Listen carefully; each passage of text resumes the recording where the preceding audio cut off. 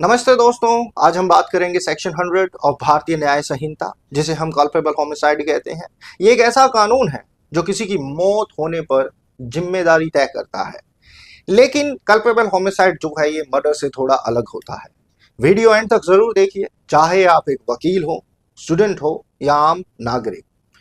इस सेक्शन की जो डेफिनेशन है बहुत ही सिंपल है, आइए इसे जानते हैं। तो सेक्शन 100 है, ये कहता है जिसने किसी व्यक्ति की जान लेने की इंटेंशन से या ऐसी बॉडली इंजरी देने की इंटेंशन से जो मौत ला सकती है, या जिसे ये नॉलेज हो कि उसके एक्ट से मौत हो सकती है, तो उसने कल्पेबल होमिसाइड किया है।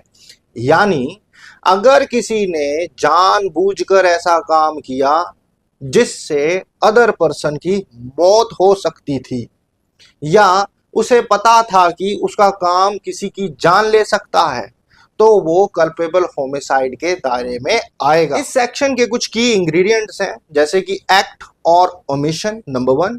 नंबर 2 है intention to cause death. Number 3 intention to cause such injury as is likely to cause death. And number 4 knowledge that the act is likely to cause death. These are the 4 essential ingredients which have to be fulfilled जब culpable homicide लगाया जाए। आइए section को illustration के जरिए समझते हैं। Number A illustration है, ए ने जमीन पर गड्ढा बनाया और ऊपर से घास रख दी। जेड ने सोचा जमीन ठोस है, उसके ऊपर वो चल दिया और वो गिर गया और उसकी वजह से वो मर गया। अब ए जो है यहाँ पर, उसने ये सब कुछ जानबूझकर किया था, उसे नॉलेज थी, इसलिए वो कल्पेबल होमिसाइड का गिल्टी है। बी इलिस्ट्रेशन जो है ये कहती है कि भी ए जानता था जेड झाड़ी के पीछे है, बी को बोला फायर कर। अब इस कॉन्सिक्वेंस के अंदर जो था जेड मर गया। ए गिल्टी है कल्पेबल होमिसाइड का, बट जो बी है इसके अंदर वो इनोसेंट हो सकता है।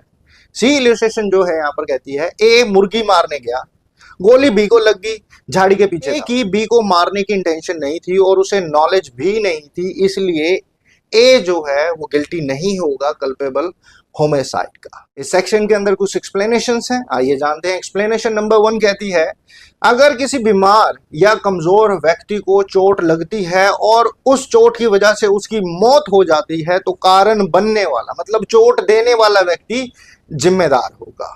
एग्जाम्पल से समझिए, ए ने एक आदमी को थोड़ा सा धक्का दिया, पर वो ऑलरेडी एक हार्ट पेशेंट था, उस धक्के की वजह से पेशेंट को हार्ट फेलियर हो गया, उसकी डेथ हो गई। ए ने डेथ कोज की है क्योंकि उसके एक्शन ने डेथ को एक्सेलरेट किया है।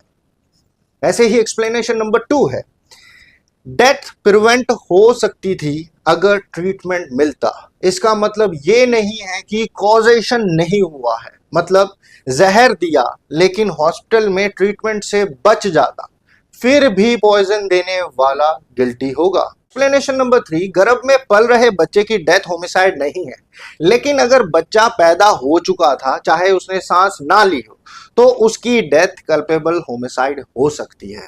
तो साथियों, अब हम जानते हैं कि भी कल्पेबल होमिसाइड और मर्डर में क्या फर्क है। देखिए, जो कल्पेबल होमिसाइड है ये हर केस में मर्डर नहीं होता, पर जो मर्डर है एक स्पेसिफिक कैटेगरी है इसकी, जिसमें एक्सट्रीम इंटेंशन और विदाउट एक्सक्यूज होता है। All murders are culpable homicide, but not all culpable homicides are murder. इसके साथ ही मैं आपको एक रियल लाइफ केस के एग्जाम्पल के जरिए आपको समझाता हूं। चाहे तो पढ़ सकते हैं। KM नानावती केस है और दूसरा है Virsa Singh versus state of Punjab. हम बात करेंगे Virsa Singh versus state of Punjab के बारे में। विरसा सिंह के केस में क्या हुआ, एक्यूज ने एक घायल व्यक्ति को बल्ला मारा था, इंटेंशन थी सीरियस इंजरी देने की। कोर्ट ने कहा अगर इंटेंशन से चोट लगी है और उससे डेथ हो गई है तो culpable homicide amounting to murder बनेगा। आशा करता हूं आप लोगों को जानकारी लाभदायक लगी हो। लाभदायक लगी तो मेरे चैनल को सब्सक्राइब करें।